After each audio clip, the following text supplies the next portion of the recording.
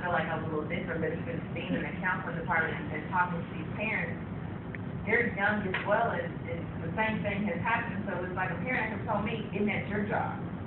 Wow. Not my job in real life. I mean, I don't have any biological children. This is what I'm thinking. I was like, let me calm down and see how I can address this. But she sincerely felt like it was my job to teach her child social skills, academic skills, mentor. I mean, it was like all these, and I was just confused. Well, let me be the advocate there, the devil's advocate. Why is it not your job? You're trained. Parents are trained. Well, I feel like it's not my job because if I'm trying to sincerely help your child with their academic goals and their career goals, yes, there can be some counseling in there, but it starts at home. I can do as much training as I can, and in my 4 hours, I've already started my first small group, and it's 42 minutes. But when you go home and you let them listen to Chris Brown, Body to Body, and then they're looking at Pretty Little Liars, and I mean, so it's a combination of all these things. They're coming back to me, and I got to deprogram every day. Yeah, which is why this program, you know, really is self-advocate, which is why this program is so fascinating, because it is training. So we have been trained to get that message out there so that parents, it's the message that parents want to give, it's the message that teachers are not paid to give and don't have the time to give, because you teach in math, science, English, and history, and all the other things. You don't have time to do that. But the parents, I believe, are looking for answers because they are not trained. They don't know anything other than say, honey, don't do that, honey, do that. That's great. That's right here and that. I was going to say that actually it is your responsibility. It's all of our responsibility because those who have the knowledge and understanding are supposed to empower the younger generation. And when you say, I'm washing my hands, have nothing to do with you. First of all, you need to build a relationship because we're so busy looking at the outside, looking at what they're wearing. You never get to know the person on the inside of why they do what they do. It takes time. Then it is your responsibility, once you get to know them, to spend time with them, encourage them, and help develop them because you don't know what their background is. In my household, there was no games. We rarely had TV, and cable was out. I wasn't playing. I didn't bring into this world to sit in front of a television. Bought bikes, one for me and one for you. We ride. We walk together. I'm involved in your education, elementary school. So if you're not involved, this got two sides. Because there's enough of the excuses of why someone is doing what they're doing. We have to empower them. And I would suggest, before you leave home, you pray and ask God to give you the words for that young man or that young girl that when you touch them, that he puts something in them to give them the strength because we can't do this by ourselves. Because it is spiritual warfare. In the back, I think another way to keep our youth away from the negative influences of today is to get them involved in like after-school programs, after-school sports. I remember when I was in high school, I was involved in a lot of different sports, track, basketball, cheerleading, and I didn't really have time to really get involved in anything negative because I was always doing something. I mean, I remember not coming home till later in the evening, sometimes at night, because I always had games. And, you know, if your kids are involved in sports, they learn good sportsmanship, they learn how to be a part of a team, they're having fun, they're active with their peers, they're getting involved with exercise. So, you know, getting our youth involved after school programs, I think would be an excellent opportunity for them to learn something positive and, you know, and to be involved with other youth their age. let me say right there, should abstinence be discussed in an after-school program? Yes, I think that's an excellent idea that it should be discussed. I don't see why it shouldn't be. You mean in conjunction with something else, or just all standalone? I mean, okay, so then let's take it to real life. Okay. So like a track coach, I coach cheer. Okay, so in my own words, I do tell my girls, but I know every coach on my campus is not saying that same. Right. So if the teachers don't even believe in abstinence, or fear the teachers, very right, I mean, Well, I think it also has to start from the home as well. It has to start with the parents. That should be the first. Some of these things don't know how because of the culture, Mm-hmm. because I wish there was something to educate, like the Hispanic community, because these moms have no idea the messages that they send to their girls and how important it is to have children, big families, you know, and get married young. But if they sat here, like we are, they would be like, they would accept it because they're in America, and they would be like, okay, well, we're gonna change it. now, do you think that's true for immigrants, or I'm from fourth Mexico? generation, Okay. but I still feel that way. Okay. Even though I wasn't from Mexico, and my mom wasn't, my grandmother wasn't. But I still feel that they need that.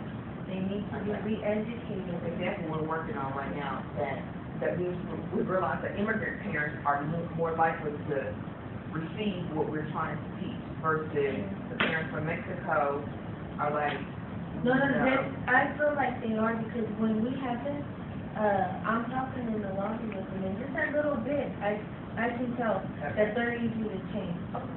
Well, what about actually starting a parent group, focus group That would for, help. you know, for their children? Yeah.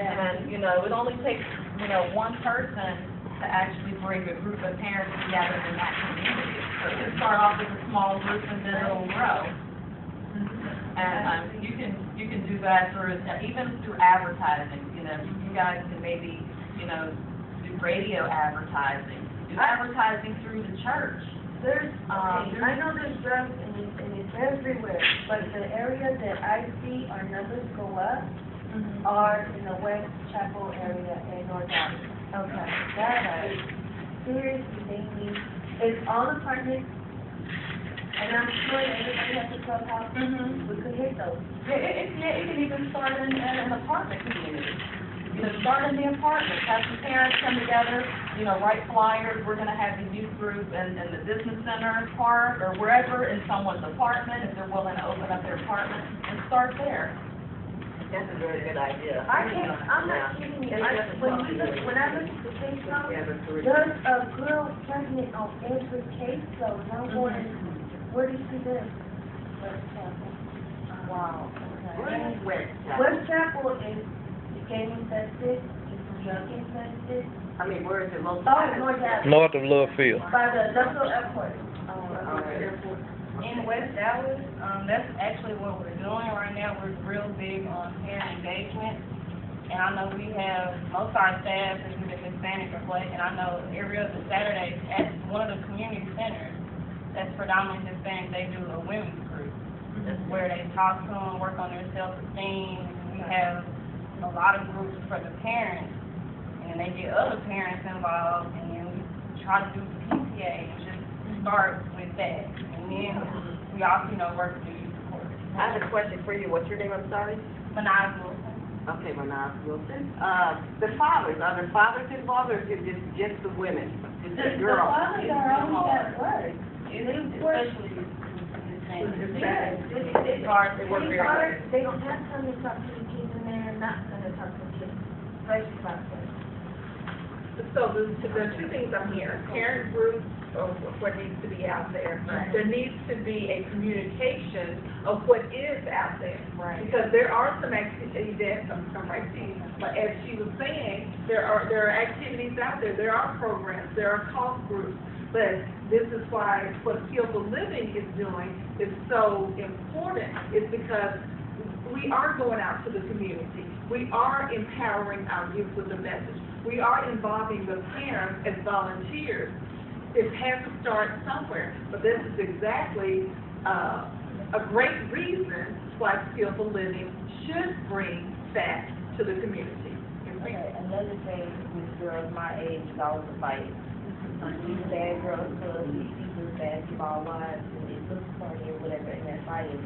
They fight over the smallest things. I think that we should join together and, you know, together and work together instead of fighting all the time. Well, what would you suggest? I mean, because we had 3 fights yesterday, lost, and come to find out one of them was East Side Locos, okay, so we had that one, they were actually fighting the same game. Fighting each other, okay. What type of communication would you suggest?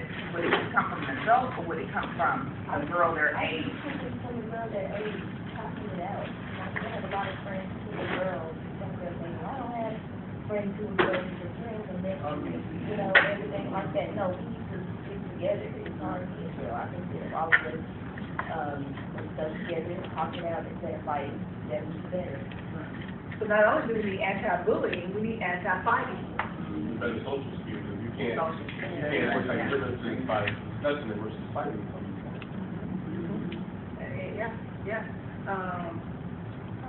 Somebody else. Yes, sir. Well, I think, we can say don't do, but we need a list of consequences. Because if you keep saying don't do, okay, maybe not. But you need to tell them, hey, here's child support, young guy, you're going to be paying child support for the next 18 years. And if you don't pay it, you're going to jail. Young ladies, you're going to have to stop going out. You can't do this, you can't do that.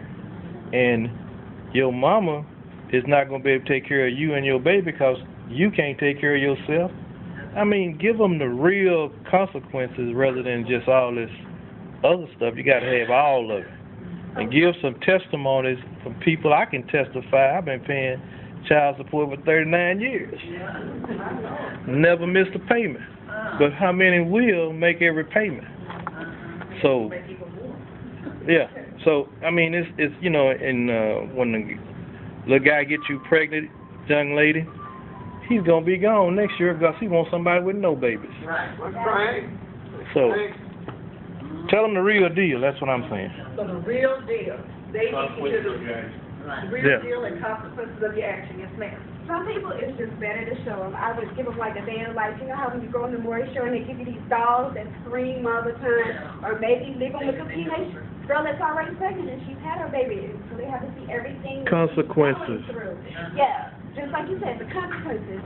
So how she's having trouble paying the bills, or she can't go to school, she can't hang out with her friends, she can't go to the prom to do what she wants to do. That would be good.